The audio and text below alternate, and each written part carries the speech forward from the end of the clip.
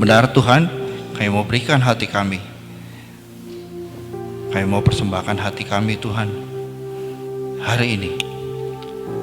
Biar Kau yang bentuk hati kami Tuhan, jadi bejana yang sempurna, sehingga dari hati kami keluar segala sesuatu yang baik, dari hidup kami keluar segala sesuatu yang memberkati banyak orang. Terima kasih Tuhan. Kami percaya 2-3 orang berkumpul dalam nama-Mu, Kau hadir di tengah kami Tuhan. Let there be a sweet encounter. Biar hari ini kami mengalami perjumpaan yang manis dengan-Mu. Kau berbicara suatu hari ini, dan biar kami punya telinga seorang murid Tuhan, sehingga apa yang disebar hari ini, benih apa yang disebar hari ini, semuanya berbuah dalam hidup kami 30, 60, bahkan 100 kali lipat. Terima kasih Tuhan. Dalam nama Yesus kami sudah berdoa, kami sudah mengucap syukur dan percaya. Sama-sama katakan amin. Boleh duduk teman-teman. Shalom. Apa kabarnya hari ini? Wah, nggak ada kabarnya hari ini. Baik, puji Tuhan. Tema hari ini growing up.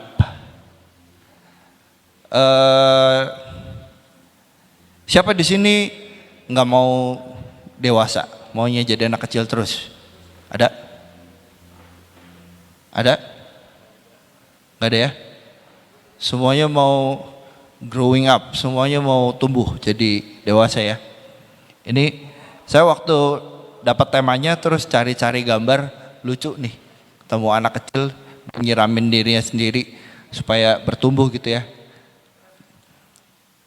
Nah, ini juga kemarin ada yang ngomong sama saya, kok ininya apa sih, posternya hari ini kok kayak kebaktian Sion Kids katanya.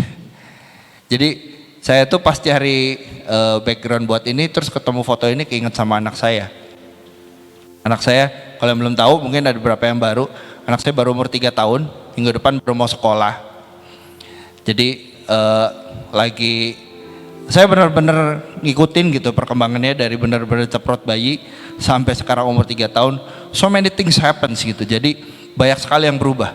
Beberapa hari yang lalu anak saya namanya Emmy. Beberapa hari yang lalu dia lagi ngobrol sama maminya, saya nguping, saya lagi ngerjain hal yang lain. Terus dia tiba-tiba bilang sama maminya, "Mami, tahu nggak kalau misalnya abis mandi tuh rambut Emmy tuh meleot," katanya. Meleot. Rambut meleot. Kenapa rambut kamu meleot? Jadi kata dia, mungkin ya maksudnya, karena dia juga belum terlalu bisa menjelaskan gitu, tapi mungkin maksudnya rambutnya meleot tuh kalau habis kena air tuh nggak bisa, apa ya, ya tahu lah ya, rambut kena air gitu ya, dia bilangnya meleot. Lucu lah. Jadi kita juga ngalamin tahap-tahap belajar kita menjelaskan ke Tuhan, Tuhan gue tuh rasanya begini nih gitu ya. Sebenarnya Tuhan pengen gak sih kita jadi dewasa? Pengen gak? Pengen kan? Gak mungkin gak dong? Ada gak ayatnya di Alkitab? Yuk kita buka bareng-bareng yuk. 1 Raja-Raja 2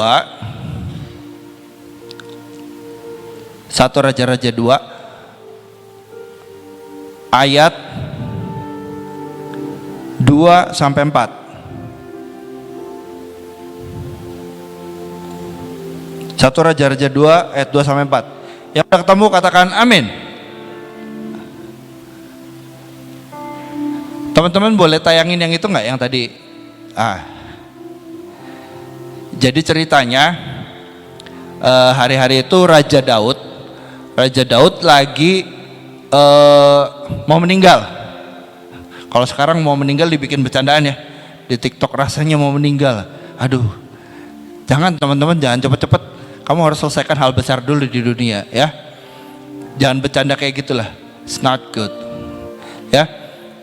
Jadi ceritanya hari-hari itu Raja Daud udah sakit-sakitan, udah tua banget, dan dia udah ngerasa ini udah waktu-waktu terakhirnya dia gitu. Jadi dia bilang, waktu itu yang gantiin Raja Daud siapa? Siapa yang gantiin Raja Daud? Salomo, betul ya. Nah, jadi waktu Raja Daud sebelum meninggal, dia itu ngomong sama Salomo sebagai papahnya ya, mau meneruskan tahta. Jadi zaman dulu kalau raja nggak pakai pemilu teman-teman, jadi anaknya langsung ya. Di sini siapa yang udah ikut pemilu? Nah, bersyukur kamu tinggalnya di zaman sekarang. Kalau nggak bisa, harus anak raja jadi raja. Nah, Raja Daud bilang gini, aku ini akan menempuh segala jalan yang fana, maka kuatkanlah hatimu dan berlakulah seperti laki-laki. Ini yang ini sini dulu aja teman-teman. 1 Raja-Raja 2 ayat 2, seperti laki-laki. Di sini dibilang seperti laki-laki, bukan berarti Salomo itu tadinya agak melambai terus disuruh jadi laki-laki ya. Terus bukan maksudnya apa gitu, maksudnya apa sih jadi laki-laki? Teman-teman boleh tayangin, teman-teman multi boleh tayangin yang tadi saya request nggak, versi NIV. Nah, jadi sebelum Raja Daud itu meninggal, kalau di sini ditulis, I am about to go the way of all earth, he said. So be strong, act like a man. Jadi kalau dalam bahasa Inggris, anak laki-laki itu apa? Boy, betul. Kalau orang dewasa, laki-laki, man. Jadi di sini Raja Daud itu mau bilang sama Salomo, ayo jadi dewasa. Jadi Raja Daud aja, raja yang di dunia itu pengen supaya anaknya jadi dewasa. Apalagi Tuhan, betul ya? Pengen semua anak-anaknya itu jadi dewasa, nggak pengen jadi anak-anak terus. Ya, dewasa itu pernah dengar nggak sih? Kamu pernah dibilang nggak sih? Ayo kamu tuh udah gede, jangan kayak gitu lagi. Pernah dengar nggak? Pernah dibilangin kayak gitu nggak? Sama orang yang lebih tua? Pernah ya? Pernah ya? Nah, dewasa itu ada secara umur, ada secara karakter, ya benar ya? Pernah dengar nggak? Kalau secara umur kita nggak bisa nolak, oke? Umur kita bertambah, semua tanda-tanda di dalam tubuh kita ngikutin, semua menua. Kemarin Emi baru milahin jenggot saya, katanya ada yang putih. Gue berasa tua hari ini. Ada yang putih 2 biji katanya. Nah, kamu juga sama kan? Kamu ini umur-umur segini lagi ngalamin puber katanya. Yang cowok suaranya dari yang tadinya melengking jadi ngebas.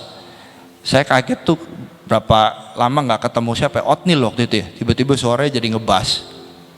Otnil mana datang nggak Otnil? Nggak datang ya. Terus tinggi, tiba-tiba tinggi. Saya kemarin kayaknya lihat Josia masih segini kali ya. Sekarang mungkin udah hampir sama-sama saya kali ya. Nah, itu secara fisik kita nggak bisa nolak gitu. Kita dikasih makan, dikasih gizi, otomatis badan kita bertumbuh. Nah, nanti kalau udah mentok, tumbuhnya ke samping, nggak ke atas lagi. Nah, terus ada lagi dewasa secara karakter teman-teman, secara apa ya, secara pemikiran, secara tanggung jawab, ya. Dan itu tuh di tempatnya bukan apa ya, itu harus kita tuh mau gitu berubah. Kalau enggak, kita tuh nggak akan dewasa kayak gitu terus aja. Ada nggak ayatnya kok? Nah, coba buka 1 Petrus 4 ayat 12 sampai 13. 1 Petrus 4 ayat 12 sampai 13.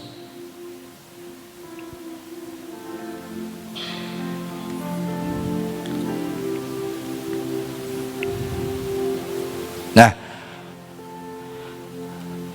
saudara-saudara yang kekasih, janganlah kamu heran akan nyala api siksaan yang datang kepadamu sebagai ujian, seolah-olah ada sesuatu yang luar biasa terjadi atas kamu. Lanjutnya, sebaliknya bersukacitalah sesuai dengan bagian yang kamu dapat dalam penderitaan Kristus, supaya kamu juga boleh bergembira dan bersukacita pada waktu Ia menyatakan kemuliaannya. Nah, saya mau baca yang versi The Message ya.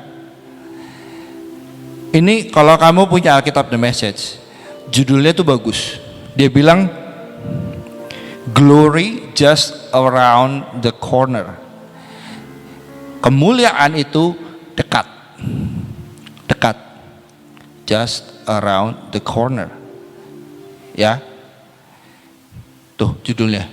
Nah, di sini dia bilang, friends, when life gets really difficult, don't jump to the conclusion that God isn't on the job.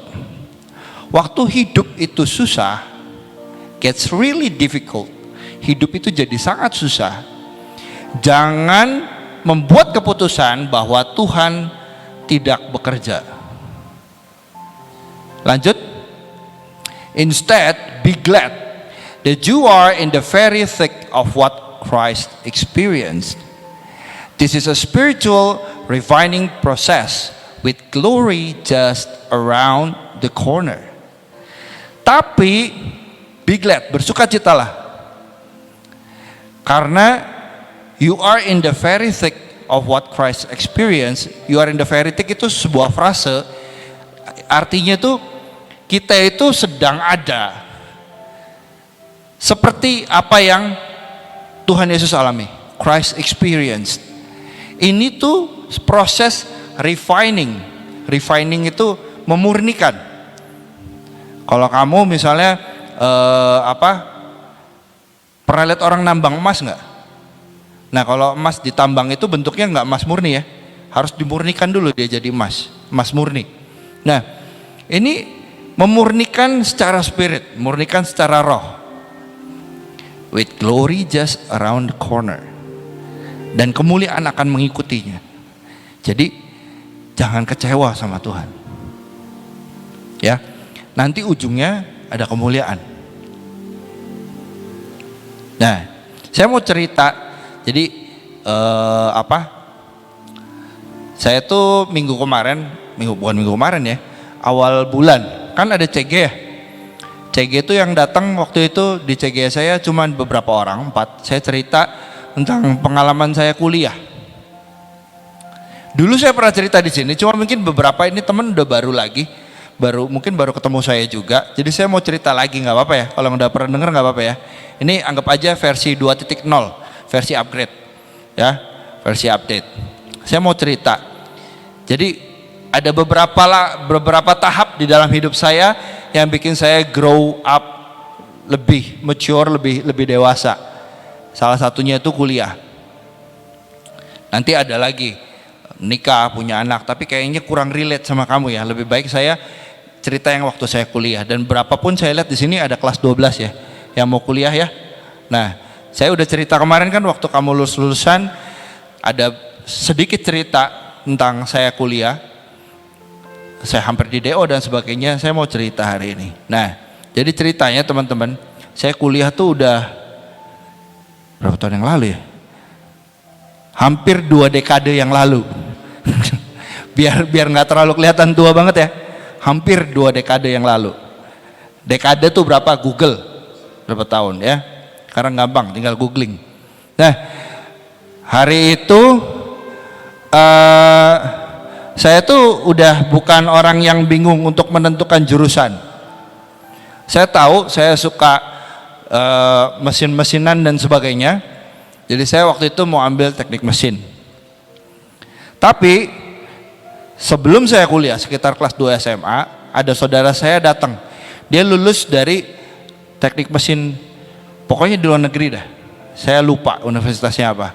Nah, terus dia datang. Terus ngobrol sama saya, ngobrolnya cuma sebentar. Terus dia tuh bilang, kamu tuh seneng mesin tuh mesin apa katanya? Mesin mobil, saya bilang. Nah, teknik mesin itu nggak belajar mesin mobil. Mesin jahit itu mesin, teman-teman. Bener ya? mesin, sekarang udah nggak ada ya, mesin ketik dulu. Mesin ketik masih pernah lihat ya, mesin ketik ya. Sekarang udah masuk museum. Nah, itu tuh mesin. Jadi mesin itu bukan mesin mobil doang. Mesin mobil itu kalau bahasa Inggrisnya engine. Mesin motor bakar. Jadi mesin yang bergerak karena ada pembakaran di dalamnya.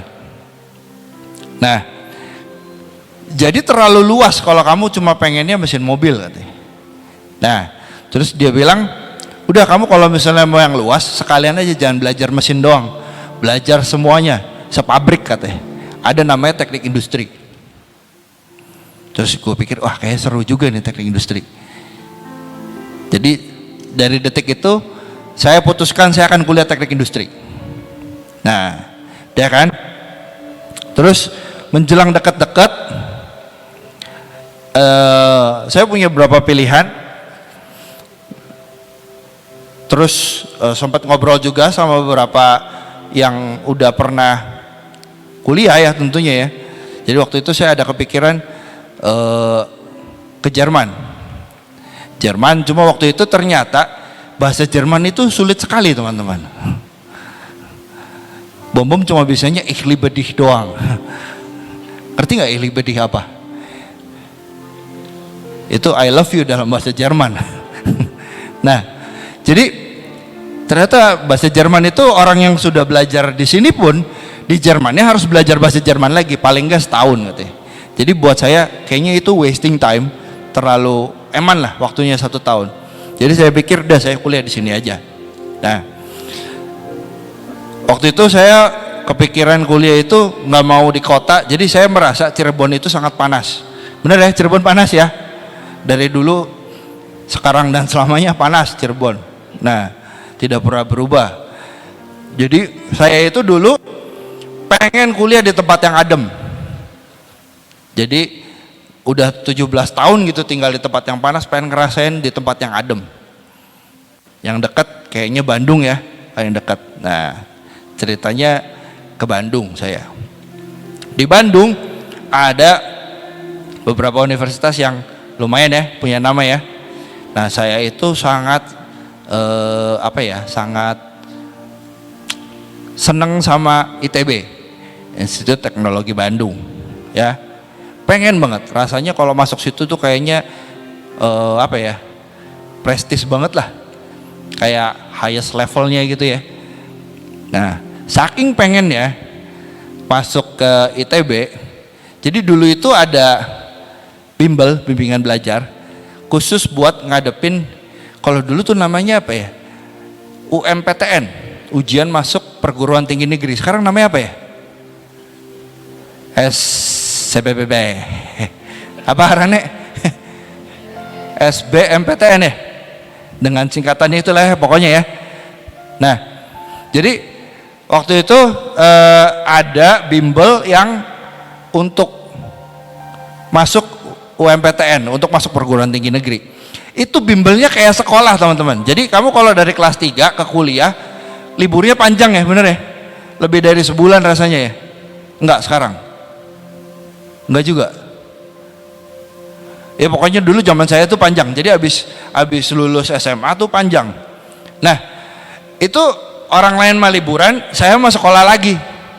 Jadi itu bimbelnya Senin sampai Jumat. Saya ambil yang siang jam 12, nanti pulangnya jam 5 sore. Jadi sekolah lagi, bener-bener sekolah lagi. 2 bulan kayak gitu. 2 bulan. Saya itu gini, di sini saya belajar beriman itu apa ya? Bukannya beriman itu tidak percaya, tapi gini. Beriman itu ada hitungannya, teman-teman.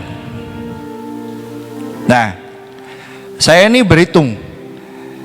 Ini untuk masuk ke ITB waktu itu tuh dibatasin sama jumlah seat.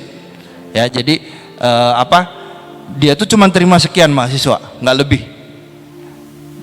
Nah, yang daftar itu ribuan, banyak banget, se-Indonesia bayangin. Jumlah penduduk Indonesia ratusan juta ya, taruhlah yang harus kuliah 1 juta gitu, yang mau masuk ITB 10%-nya aja 100.000. Jadi itu kansnya kecil sebenarnya. Beriman sih beriman gitu. Nah, ceritanya saya pikir saya harus punya plan B. Dan saya tetap mau di Bandung pokoknya, karena saya mau yang adem. Nah, terus ada satu universitas lagi namanya Maranatha. Pernah dengar nggak? Pernah ya? Pernah dengar ya? Maranatha. Nah, teman saya tuh banyak di situ, teman-teman. Teman saya banyak di situ. Dan Maranatha itu nggak tahu sekarang ya, tapi hari itu kalau misalnya kamu keterima di Maranatha, terus kamu keterima di universitas negeri, uang yang kamu bayarin di Maranatha tuh dibalikin. 100% semua dibalikin.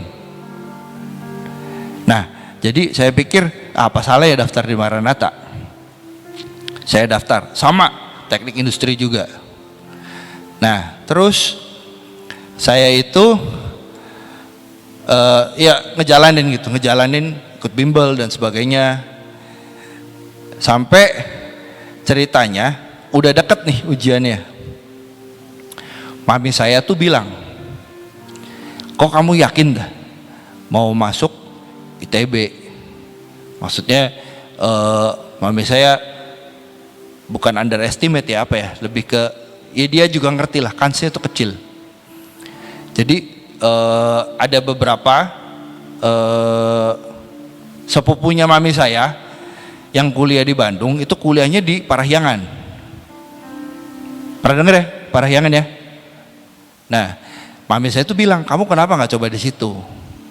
Karena secara apa ya, secara historis Parahyangan tuh lebih tua lah, lebih tua. Maksudnya dia ya senior lah gitu, universitas yang cukup senior. Saya bilang enggak, saya tetap di ITB. Congkak ya, congkak maksimal. Nah, terus ceritanya mami saya tuh ngomong terus sampai saya tuh kupingnya pedes. Akhirnya saya beli tuh formulirnya Parahyangan sama teknik industri. Tapi saya tuh malasnya di Parahyangan gini, di Parahyangan itu kalau kamu keterima di ITB, uang kamu nggak balik, hangus. 50% juga nggak balik, hangus pokoknya. Kalau kamu pilih di ITB gitu, hangus uangnya. Jadi saya bilang secara perhitungan cengli dan nggak cengli, ini tidak cengli karena ada yang bisa balik. Cuma karena mami saya ngomong terus, baiklah saya ikutin. Nah, akhirnya tibalah waktu ujian. Waktu ujian, jadi di sini ada yang ikut ini nggak, ujian masuk perguruan tinggi negeri? Nia ya, kayak kemarin ikut ya? Ikut ya? Nah itu ujiannya nggak di sekolah masing-masing kan ya? Enggak ya? Nah ujiannya tuh disebar teman-teman. Ujiannya disebar. Dulu itu belum ada Google Maps. Belum ada Google Maps. Jadi kamu kalau dan ujiannya itu di Bandungnya, karena saya daftar di Bandung, jadi saya ujian di Bandung, itu nyebar. Itu kamu kalau tahu Bandung mungkin tahunya di kota gitu ya. Ini saya tuh di ujungnya Bandung. Jadi saya itu sehari sebelumnya muterin Bandung sama teman saya, nyari sekolahnya di mana. Tanpa Google Maps. Pokoknya kira-kira aja. Kira-kira di situ, nah ke situ. Nanya-nanya orang segala macam. Akhirnya ketemu. Ternyata teman saya ini nggak bareng saya, beda akhirnya. Besoknya akhirnya kita pergi sendiri-sendiri. Ujian, dah selesai. Nah terus besoknya saya merasa susah sih, susah. Biarpun kamu udah sekolah, udah kayak sekolah lagi gitu, bimbelnya 1-2 bulan, tetap aja susah. Nah terus udah gitu ujian di Parahyangan. Nah saya ujian, terus besoknya beberapa hari setelahnya saya ujian di Maranatha. Nah di Maranatha itu keluar duluan hasilnya, diterima. Nah terus udah gitu nggak berapa lama Parahyangan diterima juga.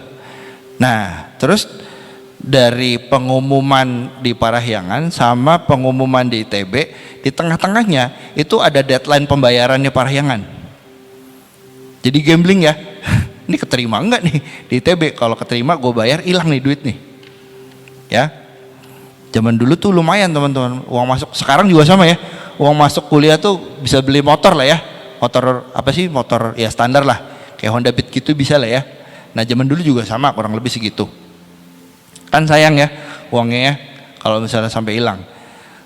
Tapi saya ini nggak ngerasa yakin di ITB keterima. Jadi udah gitu saya bilang sama orang tua saya, ya udah di Unpar aja dah, di Unpar. Akhirnya singkat cerita saya kuliah di Parahyangan. Tapi di sini nih nggak terima teman-teman. Di sini nggak terima, belum beres. Saya pikir saya masuk ke sini nih pelarian. Saya pikir saya masuk sini nih gampang masuknya. Jadi saya menyepelekan. Saya sepelekan. Saya masih pakai cara belajar saya yang lama di SMP SMA. Teman-teman jangan ditiru. Tapi saya itu, ini jangan ditiru ya. Dari SD mungkin sampai lulus SMA, saya itu tidak pernah tahu jadwal ulangan. Jangan ditiru ya. Saya nggak pernah tahu jadwal ulangan. Jadi saya datang sekolah, saya akan tanya sahabat baik saya yang duduk sebelah saya, hari ini ulangan apa? Ulangan ini, bahannya apa? Bab segini. Oke, gue belajar bentar. Ulangan. Jadi kalau ujian nggak ya? Ujian saya tahu jadwalnya, karena kan diumumin ya. Kalau ulangan tuh saya nggak pernah tahu. Tapi puji Tuhan teman-teman, dari SD sampai lulus SMA, di rapot saya tidak pernah ada angka 5. Jangan ditiru teman-teman. Ini hokinya mungkin ya pakai apa? Kalau misalnya main game tuh semua full power ya, dipakai semua ya. Tapi enggak lah. Ini berkat Tuhan. Tapi jangan ditiru ya, nggak baik. Nah, saya pakai cara ini buat kuliah. Saya pakai cara yang sama buat kuliah. Teman-teman tahu semester 1 kan kalau kuliah tuh IP ya pakainya ya, indeks prestasi ya. IP saya 1,5. 1,5 tuh bagus nggak sih? Kalau IP tuh maksimal 4 ya teman-teman ya. Jadi kalau 1,5, setengahnya aja kagak ada. IP saya semester 1 1,5. Terus udah selesai semester 1, waduh kok gini nih, nasib gue gimana nih? Semester depan tobat ah. Tidak berhasil teman-teman. Teman-teman di sana ngajak mainnya tambah kenceng. Semester 2 IP saya 0,67. Jadi saya ngambil 18 SKS, setengahnya E nilainya. Kamu bayangin saya nih ya, ujian kalkulus ya. Kalkulus tahu ya, matematika ya, kurang lebih ya. Dapatnya 13 teman-teman. Jadi ini IPK saya selama 2 semester tuh parah banget. Cuman 1 lebih sedikit. Jadi ada IPK ya, indeks prestasi kumulatif. Jadi dikumpulin nilainya 2 semester. Nah, terus semester 3 ceritanya saya bercita-cita untuk tobat lagi. Bener ya? Kalau orang udah jatuh lagi, wah mau tobat. IP semester saya 3 lumayan 1,7. Masih parah ya? Masih parah. Jadi kebiasaannya tuh nggak berubah-berubah. Padahal udah 1,5 tahun kuliah. Nah, ceritanya di semester 4 itu ada batas minimalnya teman-teman. Minimalnya kalau nggak salah ya, saya harus lulus 45 SKS, dan dari 45 SKS itu IP-nya harus 2. Paham ya? Jadi dari yang 45 SKS itu doang yang dihitung, IP-nya harus 2. Nah, semester 4 saya itu cuman boleh ngambil 15 SKS karena saya ini mahasiswa yang paling belakang, salah satu yang paling belakang lah. Cuman boleh ngambil 15 SKS. hitungan saya semester 1 sampai semester 3 saya itu baru lulus 30 SKS teman-teman. Jadi semester 4 ini wajib saya bertobat. Kalau nggak tobat saya pasti di DO, pasti. Saya cuma punya waktu semester 4. Nah terus ceritanya deket-deket mulai semester 4 saya lagi di Bandung udah mau mulai kuliah, mami saya main ke Bandung ceritanya sama papi saya. Terus mereka tuh jadi saya tuh cerita sama mereka, ada beberapa teman saya tuh keluar karena nggak tahan sama beban kuliahnya. Karena lumayan teman-teman itu apa ya, jadi saya pernah rekor itu nggak tidur berapa ya, mungkin 40 jam lah. Dan itu tuh ngerjain paper, ngerjain tugas, bukan santai-santai, enggak. Jadi memang bebannya tuh lumayan. Nah jadi apa namanya, banyak teman saya tuh yang memilih untuk nggak lanjut. Saya cerita sama mami saya, banyak teman saya tuh nggak lanjut gini. Kenapa sih? Ya lumayan berat. Terus mami saya tuh sempat lihat saya lihat kerjaan laporan saya gitu. Ini anak di rumah di SMA nggak pernah ngerjain nih model beginian nih. Ini di sana bikin laporan tebel-tebel gini gitu kan. Terus mami saya tuh bilang dengan penuh belas kasihan, udahlah kok, kalau kamu nggak kuat, gak apa-apa, pindah aja. Baik ya mami gue ya, baik banget ya. Nih baik nih katanya nih. Kayaknya lagi nonton dia. Nah, kalau mungkin baiknya berpikir, udahlah pindah aja gitu. Enak ya kayaknya, udah pindah aja. Buat saya, gengsi saya kena teman-teman. Gengsi saya kena. Saya bilang, saya udah milih ini, saya kudu selesaiin. Saya mau tunjukin sama papi mami saya ini bisa. Saya bilang sama mami saya, enggak Mi, saya harusnya bisa. Saya bilang. Semester 4, saya benar-benar tobat. Jadi saya itu dulu tuh sama teman kos tuh kompak banget teman-teman. Kompak ngaconya. Kompak ngaconya. Jadi zaman dulu kita main di warnet mahal kan, nah kita patungan, komputer di kamar-kamar kos kita disambungin semua jadi satu, terus kita main CS, besoknya ujian teman-teman jam 7 pagi, main CS sampai jam 5 pagi. Gimana ujian mau 90 dapat ya, itu mah dapat 10 juga udah lumayan. Terus udah habis ketagihan main game online. Sekarang lebih parah ya, ada handphone ya. Kalian ini kacamata kudanya harus lebih ini lagi. Terus setelah main game online, pada kecanduan main biliar teman-teman. Jangan ditiru nih ya. Sebenarnya main biliar nggak apa-apa sih. Maksudnya gini, biliar itu olahraga. Cuma kalau mainnya kayak saya nggak karuan teman-teman. Jadi saya itu kalau main biliar sampai, jadi kalau main biliar itu ada emasnya. Jadi siapa pernah main biliar? Gak ada. Waduh luar biasa. Oh Kokris pernah. Ada emasnya ya Kokris yang masangin bola ya, natain bola. Nah itu emasnya sampai bilang ke saya ya, kok ini last game ya, kalau enggak gua nggak pulang dari tempat biliar. Sampai bilang masnya, mas ini last game ya, dia yang minta ampun, tolong gua mau pulang. Kalau enggak gue nggak pulang. Dan teman-teman tahu tempat biliar itu tutupnya jam berapa? Jam 10 malam. Jam 2 pagi teman-teman. Jadi hampir tiap malam gue di tempat biliar, jam 2 pagi baru pulang kos. Itu gimana IP mau 4? 1 aja sebenarnya udah anugerah.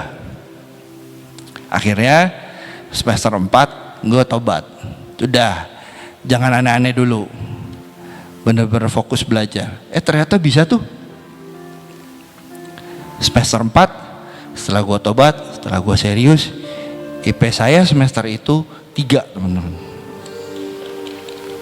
Jadi bukan sebenarnya kadangnya kita itu terperosok bukan karena kitanya bodoh, sebenarnya kitanya nggak mau bertobat, masih aja ngerjain yang lama, masih aja senang bikin dosa. Ya, kadang yang kita perlu itu bertobat, teman-teman, meninggalkan kebiasaan yang lama dan kerjain yang baru.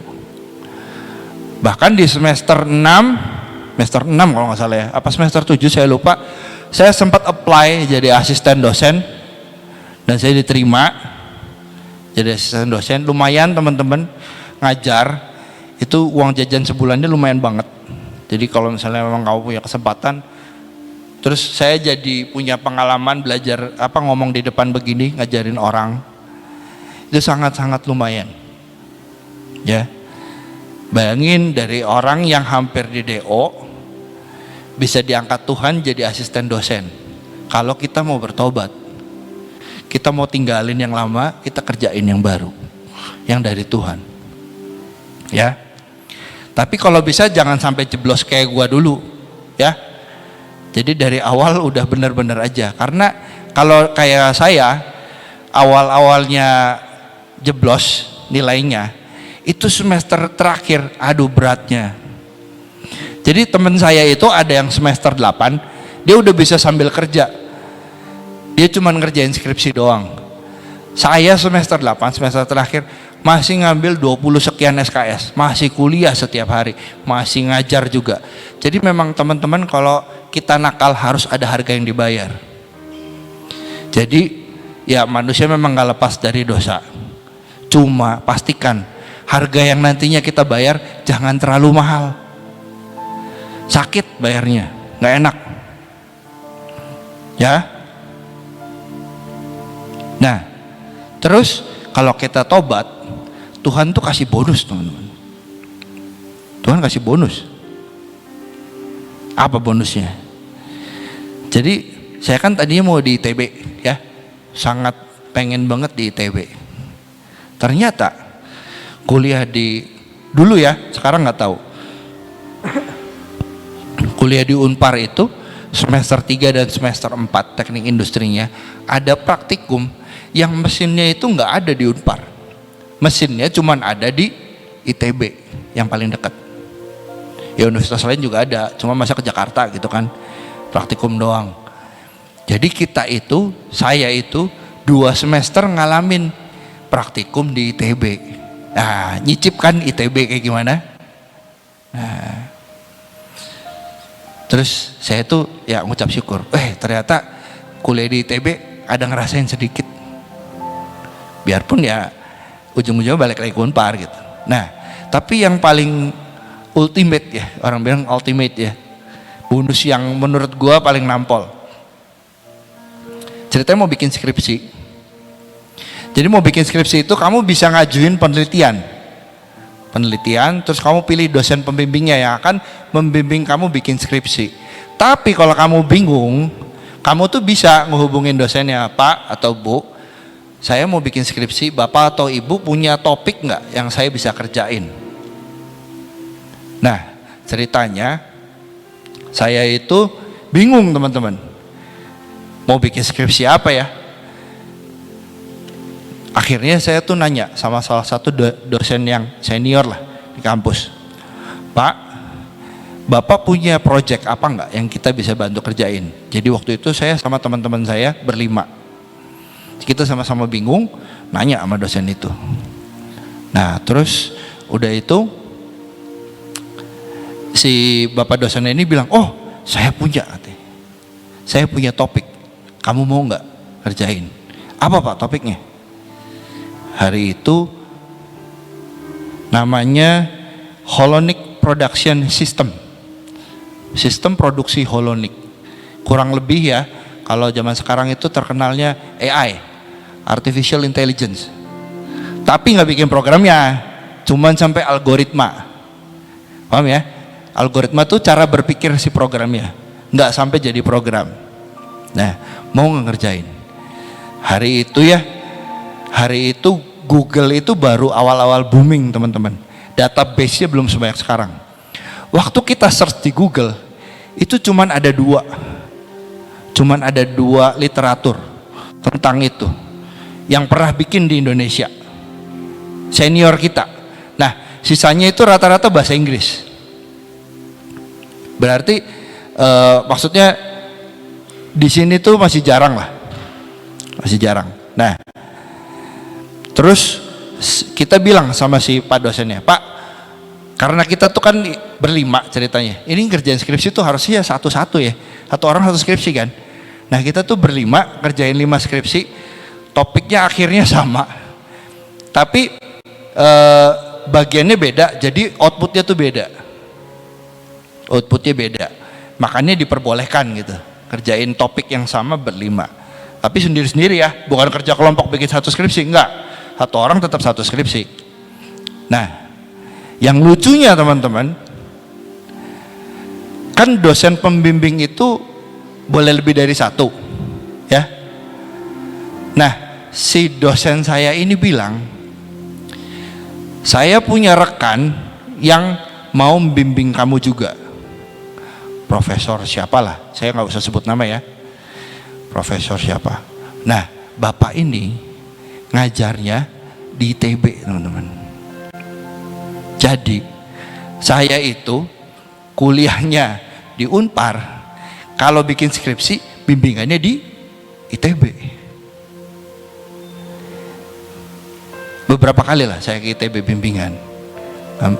Terus akhirnya berkat beliau juga saya dapat aksesnya lumayan teman-teman.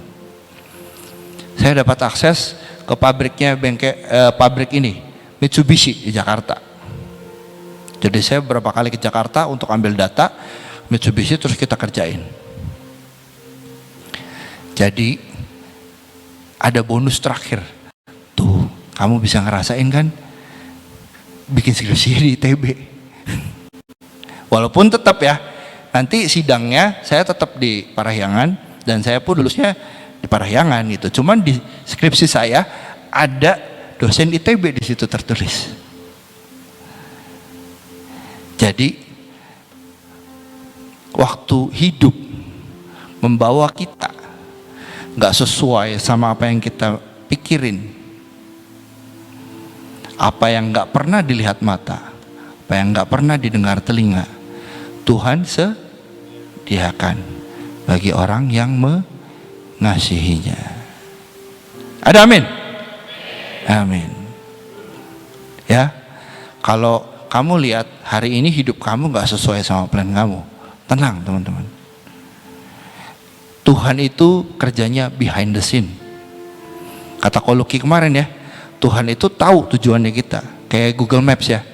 Cuma di setiap jalan nggak ngomong.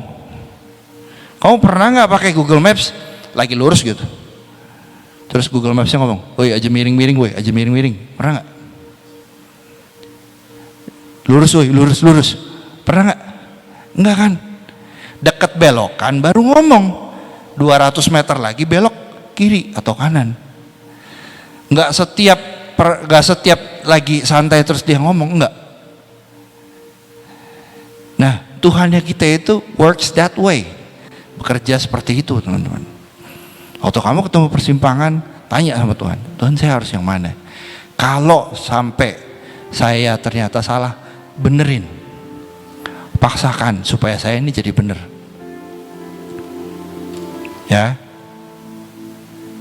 Nah, cerita sekolah saya ternyata nggak selesai sampai situ teman-teman. Saya sudah lulus, kerja dan sebagainya. Saya merasa stuck dengan hidup saya. Nah, ini hati-hati ya. Kamu kan kalau misalnya kuliah, kalau misalnya sekolah, nanti ada waktunya naik kelasnya bareng-bareng ya. Ya amit-amit jangan sampai ada yang tinggal kelas di sini, tapi harusnya naik kelasnya bareng-bareng ya, bareng-bareng gitu. Nah, nanti kalau misalnya sudah tidak bersekolah, kamu harus aware, harus apa ya? Harus tahu kapan ketika kamu ngerasa hidup gua kok gini-gini aja. Ini ada sesuatu yang harus dikerjakan. Nah, hari itu saya ngerasa seperti itu, teman-teman. Terus hari itu, jadi sebelumnya saya ini orang Kristen yang KTP, ke gereja ya ke gereja aja, baca firman nggak pernah dan segala macam. Nah, sekitar tahun 2011 sampai 2010 saya lupa. Pokoknya tiba-tiba saya itu, kalau yang pernah dengar saya cerita ya, saya itu tiba-tiba bisa berpikiran seperti ini. Menurut saya lucu sih kenapa saya bisa berpikir seperti ini. Saya ini cuma mikir gini, saya waktu dengar khotbahnya almarhum Kong Yusak, dia itu bilang gini, baca firman, selalu bilangnya gitu. Dari Kejadian sampai Wahyu. Saya waktu itu, apa gunanya sih baca firman gitu. Saya dengerin khotbah aja nggak apa-apa gitu. Saya pikir seperti itu. Tiba-tiba saya bisa mikir gini, teman-teman. Ini ya, orang Kristen. Gua nih ya, kalau misalnya kan katanya orang Kristen nih. Orang Kristen semua selamat ya, masuk surga ya, terima Tuhan Yesus masuk surga. Saya udah pernah terima Tuhan Yesus. Terima Tuhan Yesus secara pribadi. Berarti jatah saya masuk surga. Saya sangat percaya itu. Nah, terus saya itu tiba-tiba bisa mikir gini, teman-teman. Nanti kalau misalnya gua masuk surga, terus gerbang surga gitu ya. Terus di depan misalnya ada malaikat yang nyatet. Terus kalau gua ditanya, lu kan orang Kristen nih, waktu hidup lu pernah baca Alkitab semua nggak dari Kejadian sampai Wahyu? Saya itu mikir gitu, tiba-tiba saya tuh merasa malu, teman-teman. Iya ya, orang Kristen tapi nggak pernah baca Alkitab, nggak tahu isinya Alkitab apa, cuman tahu kalau dengar pas khotbah. Saya tuh bisa malu, teman-teman, baca kayak gitu, dengar punya pikiran seperti itu, entah dari mana datangnya. Dari situ saya mulai baca firman, mulai dari satu pasal sehari, sampai waktu itu tiba-tiba bisa saya tuh bisa rakus banget baca Alkitab, 20, 30, 40 pasal sehari. Dan waktu itu benar-benar seperti, oh ternyata isi Alkitab tuh luar biasa. Terus I keep on reading gitu, gue baca terus, dan gue ngerasa satu titik stuck lagi. Ini sepertinya ada yang harus bantu gue jelasin tentang Alkitab lebih dalam. Nah, terus waktu itu ada ada Bible School di Semarang. Awalnya namanya apa ya namanya sebelum ganti Impact tuh apa ya namanya? TSO, The School of Acts. Jadi cuman kayak Bible Camp singkat, few months, beberapa bulan doang, 5 apa 6 bulan gitu. Terus saya tertarik untuk ikut. Ikut kayaknya seru nih ya. Tapi saya tuh mikirnya gini, lu suci-suci amat sih. Lu belajar apa emang nanti di sana gitu kan. Ada pikiran seperti itu. Nah, terus tiba-tiba dekat-dekat pendaftaran mau tutup, ada teman saya nggak pernah, udah lama banget hilang kontak. Teman sebelah saya nih yang selalu ngingetin saya ulangan, nggak pernah kontak sebelumnya, udah lama. Dulu nggak ada WA ya, dulu BBM kalau nggak salah. Tiba-tiba kita tuker-tukeran pin BBM, terus kita kontak lewat BBM. Terus dia nanya kabar dan segala macam. Terus gue tuh bilang sama dia, gue kayak perlu sekolah lagi nih. Dia itu out of nowhere, dia tuh maksudnya gue lama banget gak ketemu sama dia, tiba-tiba dia bisa bilang gini, sekolah Alkitab tak kok. Aneh ya, tanda pertama. Kok aneh ya, dia bisa tiba-tiba ngomong gitu. Oke, saya ambil ini sebagai tanda. Terus udah gitu saya baca Alkitab dan saya dapat tanda sendiri. Saya nggak siapin ayatnya, pokoknya di Raja-Raja. Jadi di situ ditulis, pokoknya kuda. Jadi Esther, waktu itu di kitab Esther. Jadi waktu itu Esther menang ya, Mordekai siapa? Haman itu kan akhirnya digantung. Nah terus semua orang Yahudi diperbolehkan buat balas dendam sama musuhnya. Nah si Raja Ahasiweros itu nyebarin berita pokoknya secepat-cepat ya ke seluruh kerajaannya bahwa hari itu ada membalikan keadaan. Nah, kalau kamu perhatiin di situ, dia bilang kuda-kuda cepatnya raja itu diternakan di tempat khusus, pokoknya di tempat istana lah. Jadi kuda yang khusus itu nggak diternakin sembarangan. Nah, saya hari-hari itu kalau misalnya kamu ngikutin perjalanannya kita Bahtera, hari-hari itu tuh ada 6 panggilan waktu itu. Nah, saya waktu itu dapat panggilan tuh saya raja. Jadi saya rasa karena saya panggilannya raja, jadi saya harus pergi ke tempatnya raja, ke tempatnya Pak Petrus Agung waktu itu almarhum. Nah, jadi saya ke sana. Oke, saya ambil keputusan, saya ambil di sini. Teman-teman itu hidupnya di asrama 6 bulan. Asramanya pakai AC, Tapi satu kamar isinya tuh 14 orang kalau nggak salah. AC 1 PK. Hari pertama saya tuh nggak bisa tidur, teman-teman. Nggak bisa tidur. Pokoknya saya hari pertama itu nggak tidur akhirnya. Nggak tidur, dan jam 5 paginya saya itu dapat jackpot. Dapat piket bersihin asrama hari pertama. Jam 5 pagi harus bangun. Dan saya itu kebagian nyikat WC hari pertama. Hari itu, jadi asrama itu tadinya rumah, teman-teman, rumah biasa, rumah orang. Normal ya, orang kalau tinggal di rumah paling banyak berapa orang sih? Paling 5, paling banyak 10 ya. Paling banyak 10 lah. Hari itu rumah ditinggalin 50 orang kalau nggak salah. 50 orang. Lu bayangin pasokan airnya gimana, teman-teman. Jadi pagi itu airnya udah susah, hampir nggak ngocor. Pas gue bersihin WC, ada yang pupuk ya ketinggalan. Ya udah telan dah. Bukan pupuknya ditelan ya, enggak. Ya maksudnya disikat. Ya seru lah. Sempet nggak ada pupuk yang wangi, Bom. Nah, ya udah telan dah. Maksudnya ada beberapa yang akhirnya memutuskan untuk nggak lanjut. Ada. Tapi saya berprinsip lagi, saya udah putusin ini, saya belajar selesaiin. Saya selesaiin. Dan ternyata Tuhan kasih bonus lagi. Bonusnya istri saya sekarang, ketemunya di situ.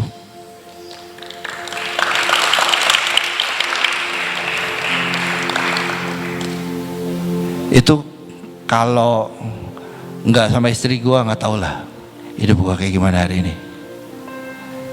Dari rekening isinya ratusan juta sampai ratusan perak, dia tetap nemenin saya.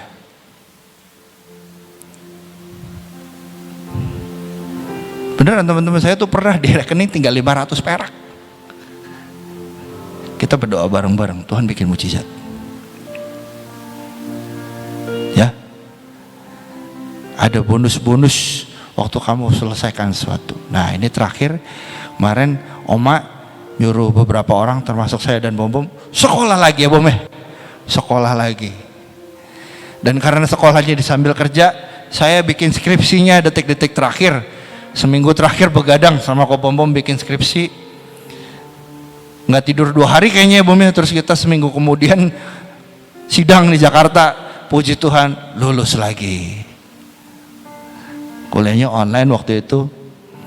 Jadi ceritanya katanya ke depan tuh orang yang nantinya bakal ngomong di depan 1000 orang atau lebih harus punya sertifikasi, teman-teman.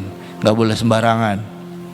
Nah, jadi beberapa dari kita tuh disuruh sekolah, ambil beberapa pendidikan agama Kristen, beberapa ambil teologi. Nah, saya sama Ko Bom ambil pendidikan agama Kristen. Kepakainya kapan? Belum tahu, teman-teman. Wis pokoknya kalau disuruh jalanin dulu. Nanti bokat apa ke depannya? Who knows? Saya tahu Tuhan pasti sediakan sesuatu yang besar. Ada amin? Ada. Ya, gitu teman-teman. Jadi ya jalanin hidup Jadi waktu ada kesulitan, jangan bilang Tuhan tidak bekerja nih di hidup saya. Tuhan itu kerja, kita yang belum kerasa. Ya,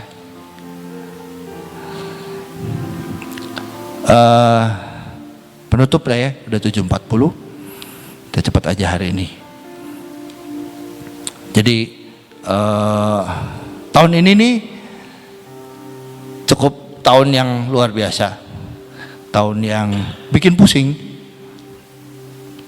Jadi dari awal tahun, entah saya juga gak ngerti kenapa, saya itu beberapa bulan ini minus, teman-teman. Penghasilan saya minus, semua tabungan udah keluar semua, minus. Pokoknya minus sampai bulan berapa ya? Pokoknya dari awal tahun tuh hampir selalu minus. Nah, terus ceritanya di bulan keberapa saya lupa, kita pertemuan ketua CG. Nah, terus pertemuan ketua CG itu kita janjian, teman-teman. Kalau yang jadi ketua, terus yang pokoknya yang pelayanan, minimal baca Alkitab kalau bisa, harusnya bisa sih 10 pasal lah sehari, jangan kurang dari itu. Nah, terus masih ada beberapa ternyata yang setiap hari baca 4, setiap hari baca 3. Nah, terus kita tuh berusaha untuk upgrade. Nah, mungkin saya belum cerita juga sama pengurus di sini, sama Bom-Bom juga. Saya itu semenjak berapa tahun yang lalu ya, semenjak punya anak, semenjak sibuk lah, semenjak lebih banyak ngurus anak dan sebagainya. Terus semenjak saya punya beberapa kerjaan baru, terus saya itu banyak aktif di market ya, banyak aktif di pasar modal dan sebagainya. Saya itu jadi jarang baca Alkitab, teman-teman. Saya itu lebih banyak baca berita tentang keuangan daripada baca Alkitab. Saya lebih banyak baca grafik daripada baca Alkitab. Saya itu baca Alkitab satu hari, satu pasal udah, satu ayat malah kadang udah ketiduran. Karena saya baca Alkitab tuh kadang baru mulai baca jam 2 pagi, jelas ketiduran lah ya. Jadi pembacaan Alkitab saya kacau. Padahal tadinya sebelumnya saya udah ceritakan, saya itu pernah sampai baca sehari puluhan pasal, 20 pasal, 30 pasal. Nah, waktu kemarin pertemuan itu saya seperti diingetin sama Tuhan, ayo, mana lo yang dulu? Oke Tuhan, jadi kita itu komit, teman-teman. Setiap hari itu laporan, lu hari ini udah baca berapa pasal. Awalnya gengsi dong, saya pembina di sini gak pernah baca nih. Apa kata bawah yang apa kata layer-layer di bawah saya gitu. Loh, si Koiko aja gak pernah baca, ngapain gua baca gitu kan. Tapi dari situ saya bertobat, teman-teman. Bertobat. Saya mulai baca lagi. Masih ada ketiduran. Jadi kalau misalnya teman-teman yang di grup ketua sel grup lihat saya cuman baca sehari 3 pasal, itu saya ketiduran. Jadi benar-benar kadang saya masih ya suka error gitu, lupa baru buka lagi, tapi jam 2 pagi terus setengah 3 udah ketiduran. Nah,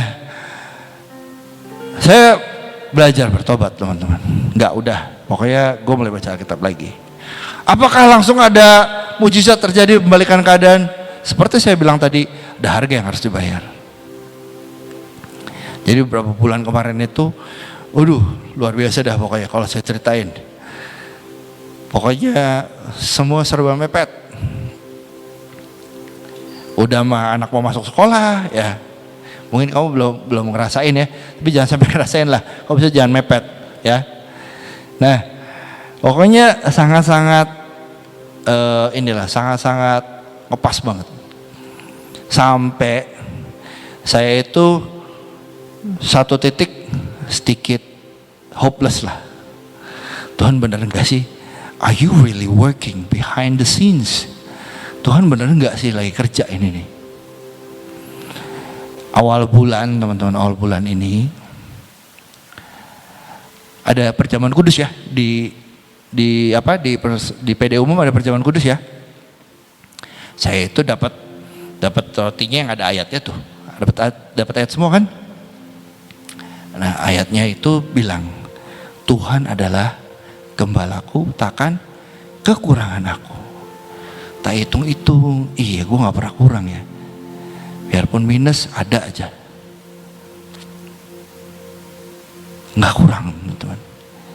Memang belum lebih, tapi nggak pernah kurang. Ya Tuhan adalah gembalaku, bener ya. Jadi itu ayat tuh seperti, oh iya, loh itu ayat tuh dari TK loh, kita tahu, bener nggak? Ayat itu tuh dari TK. Kamu di sini ada yang baru dengar ini saya ngomong Mazmur 23 ayat 1? Ada yang baru dengar? Enggak kan? Sudah pernah dengar semua kan dari TK? Udah. Tapi ayat itu waktu kemarin dikasih ke saya, itu seperti kayak dari ayat itu kayak keluar 3D gitu ya. Tuhan Yesus sebagai gembala. Terus dia bilang, kamu tidak akan kurangan. Nah, jadi kadang teman-teman, kita itu perlu diingetin. Makanya kita itu harus terus baca Alkitab. Karena apa? Manusia itu gampang lupa. Ya. Dan Tuhan bisa berbicara pakai cara apapun.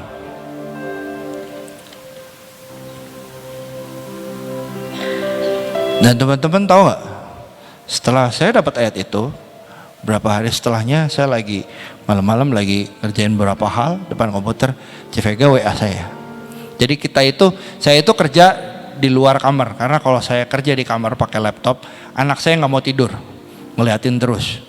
Jadi saya kerja di luar di toko, Civega sama Emi itu di kamar. Jadi kita itu kalau malam WA-an teman-teman. Balik kayak lagi zaman pacaran, WA-an malam-malam gitu kadang. Info apa, dia anak belum tidur nih gitu. Nanti saya masuk, nemenin. Nah tiba-tiba malam itu saya lupa malam apa, Civega tuh WA, screenshot. Ada gambar iPhone 13. Ada namanya dia di tag. Gue bilang ini apaan? Lu ikut giveaway? Gue bilang. Enggak. Ini nih, saya tuh menang iPhone 13. Jadi Civega itu ikut undian, udah lupa teman-teman. Ikut giveaway-nya juga udah lupa. Udah dari kapan, udah lupa. Terus dan yang ngasih tahu pertama itu, jadi kan harusnya dimention ya, dimention sama yang ngadain giveaway, masuk kan notifikasinya ya, notifikasinya masuk. Nah terus nanti ada orang lain lihat. Nah terus ada yang ikut giveaway yang lain itu komen ngasih selamat ya kak dan sebagainya. Nah Civega ini ngelihat ini apaan kok orang tiba-tiba ngasih selamat sama dia, padahal baru juga kenal, akunnya follow juga enggak gitu kan. Nah, terus akhirnya di scroll bawah, kok tiba-tiba ada dari si orang yang bikin giveaway. Ini kapan gue ikut giveaway-nya juga lupa katanya. Pengundiannya juga kalau ternyata hari itu kita juga nggak ingat. Nah terus tiba-tiba ya itu menang teman-teman, iPhone 13.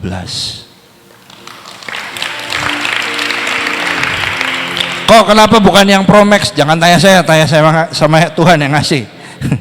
Kasih iPhone 13 aja juga udah ngucap syukur.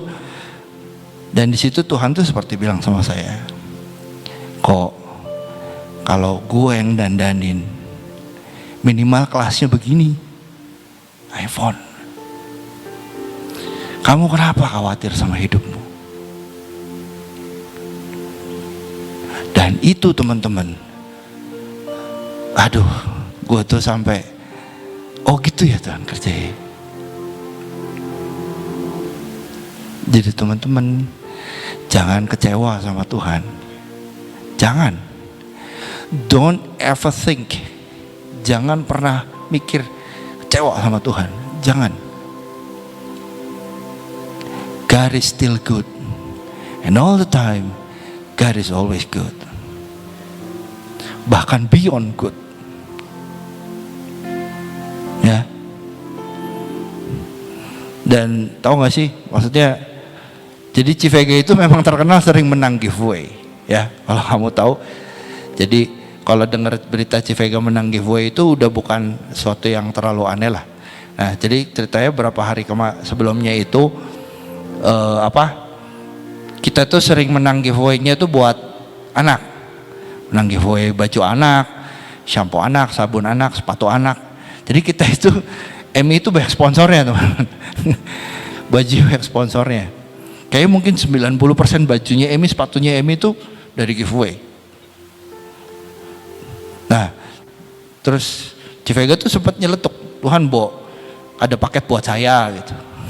Jangan buat Emi terus. Dan ya Tuhan jawab. Lucu ya Tuhan ya, cara kerjanya. Nggak pernah kita bisa pikir. Saya selalu bilang sama di anak-anak CG saya, kalau jalan pikiran Tuhan sama jalan pikiran kita sama, buat apa Tuhan jadi Tuhan? He is full of surprise. Enjoy the ride. Dan kamu akan merasakan Tuhan baik luar biasa. Amin. Amin. Yuk, tutup Alkitab kita. Kita mau doa.